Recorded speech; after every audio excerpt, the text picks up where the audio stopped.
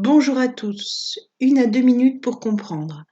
L'objectif étant de multiplier des nombres décimaux par 10, 100 ou 1000.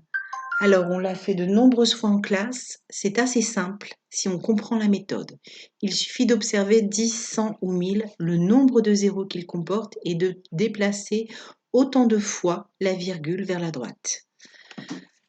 On prend le nombre 13,5, c'est un nombre décimal. Depuis le chapitre 1, nous savons qu'on peut mettre des zéros inutiles. Alors jusqu'à maintenant, on les a retirés dans les exercices pour rendre les écritures plus simples et plus lisibles.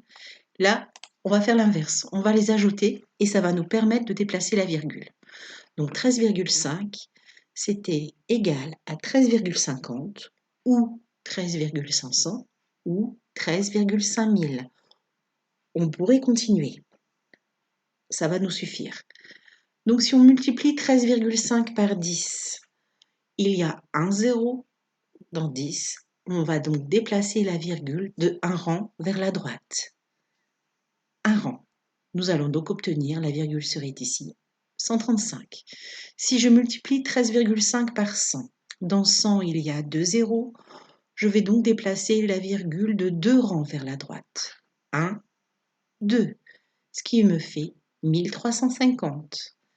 Si je multiplie par 1000, il y a 3 zéros. Je vais donc déplacer ma virgule de 3 rangs vers la droite. 1, 2, 3. Et la virgule va se situer ici. Je ne vais pas mettre le zéro inutile derrière et je vais donc dire que cela fait 13 500. Je vous ai fait un petit tableau récapitulatif. 13,5 multiplié par 10, on déplace la virgule de 1 rang, 135. Multiplié par 100, on déplace la virgule de 2 rangs, 1350. Multiplié par 1000, il y a 3 zéros. On déplacera donc la virgule de 3 rangs. 1, 2, 3. 13 500.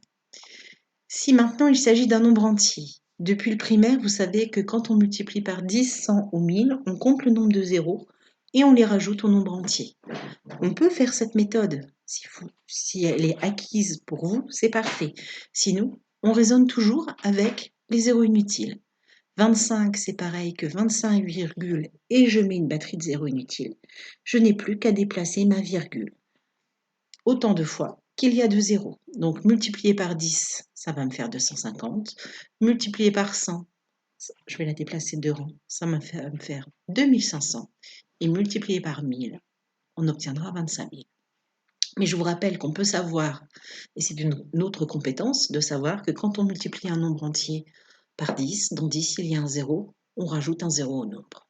Ce qu'il ne faut surtout pas faire, c'est rajouter un zéro à un nombre décimal, parce que ça devient un zéro inutile, et là on ne change pas notre nombre. Donc, raisonnez par la méthode que vous voulez, mais s'il vous plaît, réussissez cet objectif.